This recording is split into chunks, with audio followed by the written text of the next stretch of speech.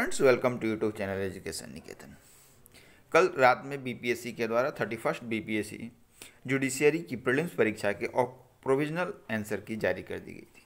साथ ही साथ उस पर ऑब्जेक्शन 31 दिसंबर शाम 5 बजे तक मांगा गया है। हमने अपने कम्युनिटी में एक पोस्ट किया था कि आपको जिन भी प्रश्नों पर आपत्ति हो उसे आप साझा करें। साथ ही साथ हमने एफबी जो ग्रुप हैं उस ग्रुप में जो बच्चों ने साझा किया है कि इन प्रश्नों पर ऑब्जेक्शन हो सकते हैं, उन सब प्रश्नों की एक सूची आपके साथ अभी साझा करने जा रहा हूँ।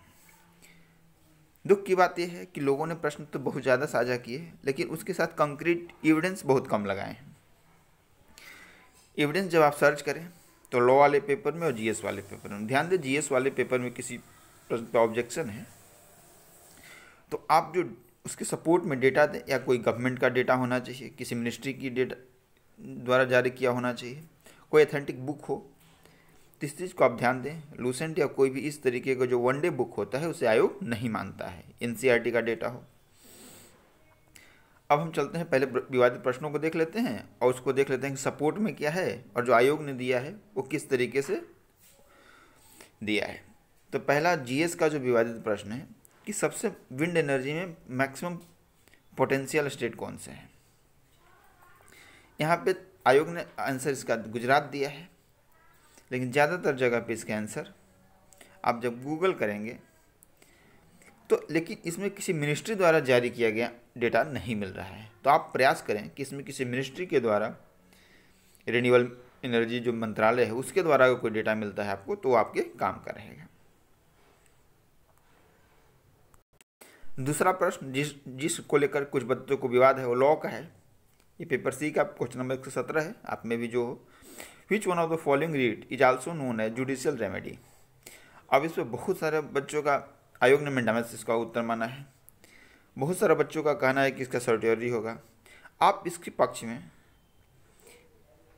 अगर साफ साफ कहीं लिखा हुआ हो कोई जूरिस्प्रूडेंस के बुक में, तो उस बुक के नेम के साथ कोट करें कमेंट बॉक्स में। उसकी हो सके अगर संभव हो तो उसकी इमेज भी डालें, ताकि ऑब्जेक्शन करने में लोगों को सुविधा हो, अधिक से अधिक ऑब्जेक्शन जा सके।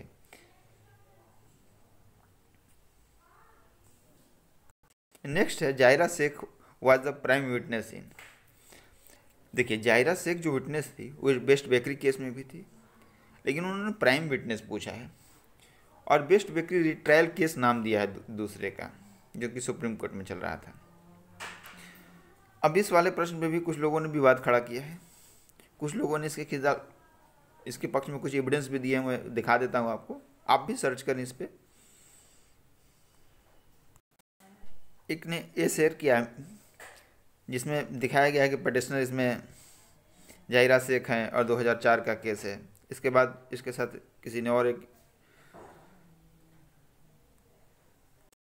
इस फैक्ट को शेयर किया है कि the present appeal have several unusual features and some of them pose very serious questions of the reaching conclusions.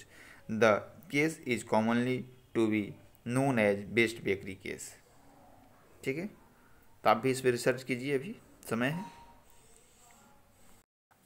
Next प्रश्न है डॉक्ट्राइन ऑफ ईस्टॉपल। अब देखिए, अब पूछा है कि डॉक्ट्राइन ऑफ ईस्टॉपल क्या है। इसका आंसर आयोग ने रूल ऑफ इक्विटी माना है।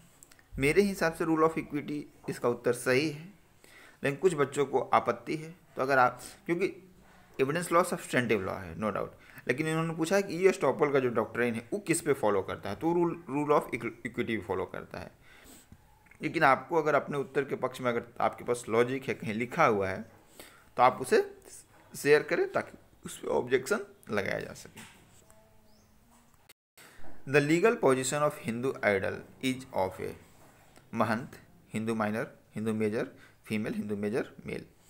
इस पर भी कुछ लोगों ने आपत्ति उठाई है। आप इसे भी एक बार सरसरी निगाह से आप अपने स्तर से चेक करें फैक्ट्स को।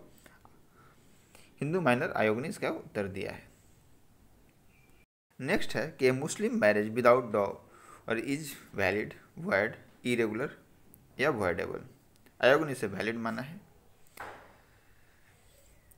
बच्चों की बात जो कमेंट थी उसके अनुसार ये वॉइडेबल था। अगर इसमें कोई जजमेंट है या जो मुस्लिम लॉ है उसमें कोई जुरिस्प्रूडेंस में अगर अच्छी किताब में आपको ये बात मिलती है तो आप इसे कोट करें।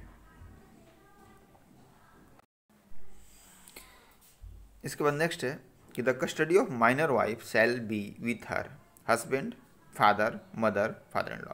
आयोग ने इसका आंसर मदर दिया है।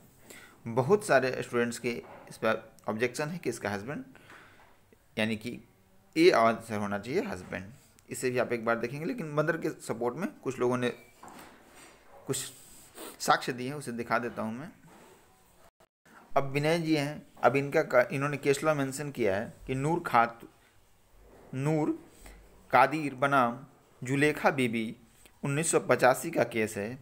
इस केस लॉ में कहा गया है कि कस्टडी माता के पास ही होनी चाहिए, मदर के पास होनी चाहिए। तो आप एक बार देखें इस प्रश्न को। एक और सवाल है जिस पे कुछ आपत्तियाँ आई हैं कि जो इक्विटी के रूल होता है वो किस में वैलिड नहीं होता है। कॉन्ट्रैक्ट एक्ट, इसके बाद विशिष्ट अनुदोष अधिनियम, माल विक्रय अधिनियम और भारतीय उत्तराधिकार अधिनियम 1925। आयोग ने इसका आंसर डी दिया है। तो इस प्रश्न पर भी आप एक बार विचार करेंगे। तो ये रहे 6 से 7 प्रश्न जिनको लेकर ऑब्जेक्शन है।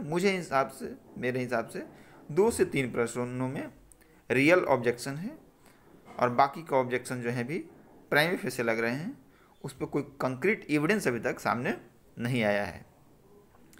तो आप इन प्रश्नों को एक बार देख लें।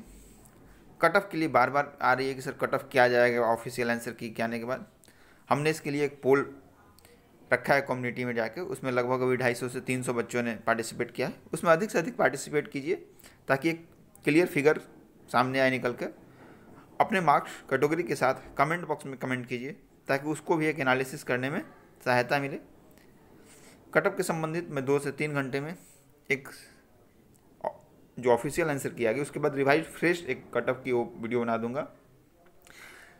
कुछ अंतर आने की संभावना इसलिए है कि एक क्वेश्चन को डिलीट किया गया है पेपर 1 में, यानी जीएस पेपर में। इसके बाद जो लॉ का पेपर है उसमें भी उम्मीद है कि 2 से 3 आंसर पे ऑब्जेक्शन हो सकते हैं। तो इन पैरामीटर्स को ध्यान में रखते हुए हम एक कट ऑफ की एनालिसिस की वीडियो 2 से 3 घंटे बाद अपलोड कर देंगे।